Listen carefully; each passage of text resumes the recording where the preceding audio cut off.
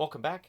All right, last summer I did a video on these three teams and talked about, which one might make the playoffs. I wore Buffalo. This time around, I'm not wearing a jersey of one of these three teams because I don't want to get told I'm a jinx. Because last summer I wore Buffalo thinking, Sabres have got to get back in the playoffs now, don't they? And nope. So, looking at the board, I've put this in the order of where the teams finished this past season. I've also included the points totals from the previous season. The Detroit Red Wings, 91 points this past season, 41, 32, and 9 record. The season prior to that, they were 35, 37, and 10. 80 points.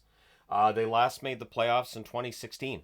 So this is a team in Detroit that looks like they're on the verge of making the playoffs, not too far off of what it looked like both Buffalo and Ottawa might have been able to do with what they did the year before. So for Detroit, key points for this offseason, they re-signed Patrick Kane. I think that says a lot. Patrick Kane played 50 games for them, looked pretty good this past season. They do need to extend Raymond and Seider. One thing that stands out right now is that at the time I'm recording this, they have not re-signed Lucas Raymond or Moritz Seider. And they need to re-sign both of those players as soon as possible. They also picked up Cam Talbot in net. Now remember, they want to get to the playoffs. Cam Talbot was very good during the regular season for LA this past season, so I totally understand picking up Talbot, though I know that it's confused some. If you're going to look at his playoffs against Edmonton and say, well, he wasn't very good in the playoffs, but the key word there is playoffs, and Detroit just wants to get there. So I understand picking up Talbot. Maybe they carry 3 goaltenders again this year. We shall see. Now, they had 33.02 goals for above expected. This is from Money Puck, meaning they had 33 goals that under most circumstances they wouldn't have gotten. They had 18.14 goals against above expected. Let me just add the T for against there. But they had 18.14 goals against above expected, meaning their goal differential was about 14 goals above what would be expected. So Detroit this year will hope that the goals for above expected stay right around where they were, and the goals against above expected they drop. Now, their save percentage was 26th in the NHL at .906 this past season.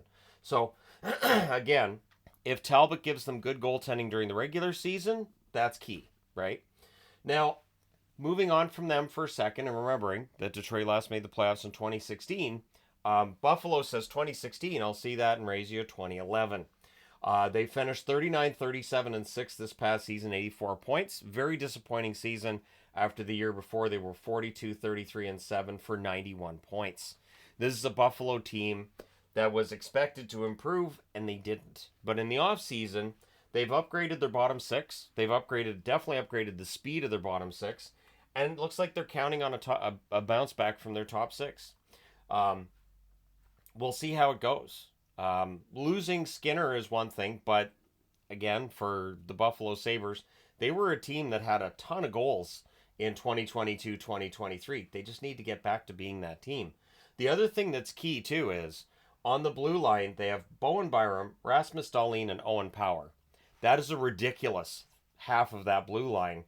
And, I mean, Byram's a very talented young player. Dahlin and Power are as well.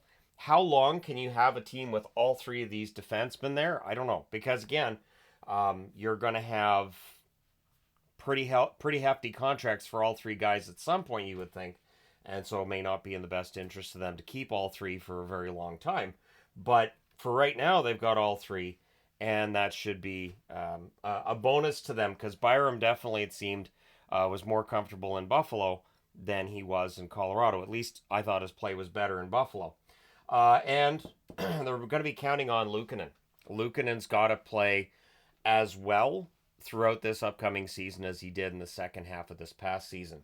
So while there was a lot of negatives around the Buffalo Sabres, and understandably so, UPL was a bonus. He was a positive, and I mean, you need that, right? So where it shows up that Luukkonen was a bonus is they had 6.42 goals above expected.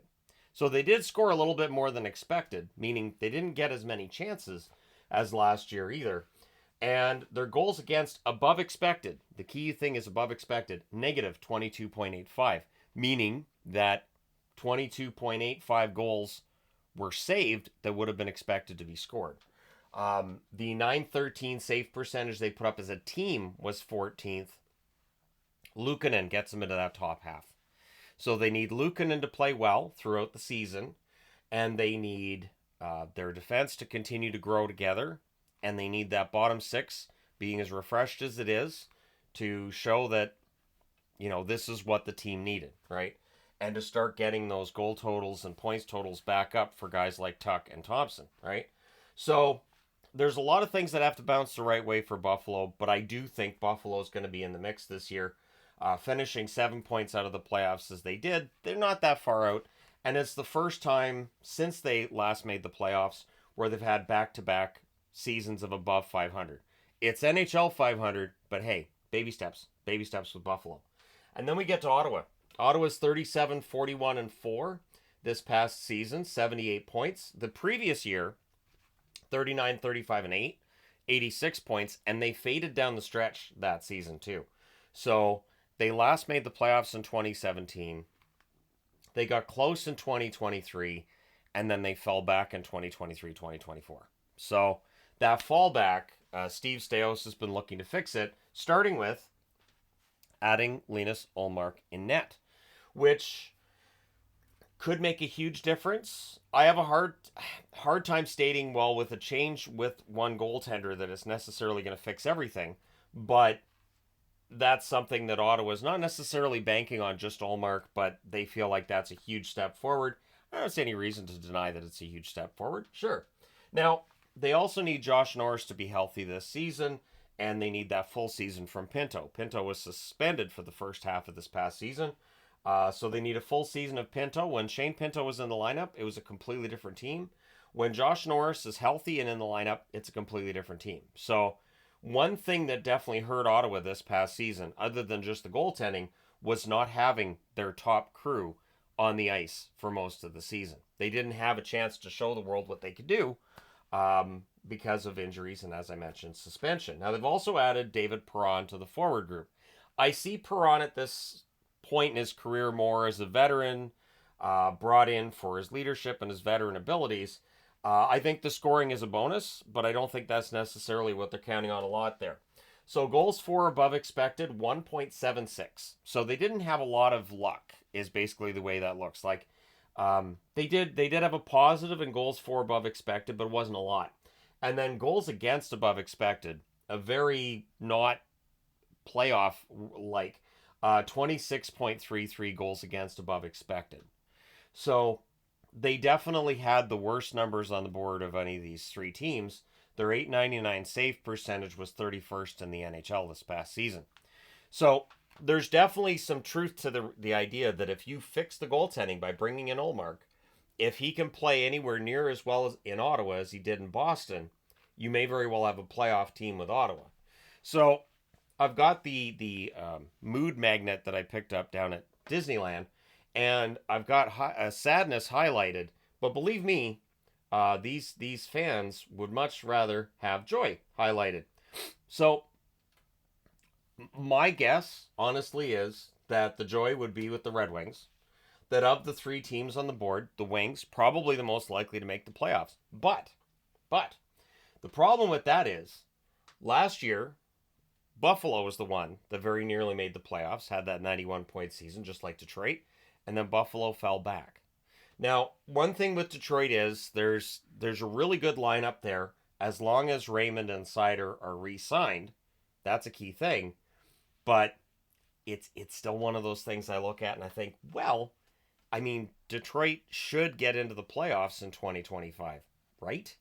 And then in the back of my mind, I'm thinking, and I thought Buffalo was going to make it in 2024, and they didn't. So let me know your thoughts. Which one of these three teams do you think has the best chance of making the playoffs this coming season? Understanding that 2011, 2016, 2017, all three of these fan bases are kind of tired of being a part of this discussion and would much, much rather see playoff hockey than a video of this nature during the summer or shortly after the summer, I guess. Technically, it's still summer, but it's early October, so it doesn't feel like summer. So at any rate, let me know your thoughts in the comment section below, as always. Don't forget to hit like and subscribe in the event you've not done so already. Thank you guys so much for all your support as always. I will talk to you again soon.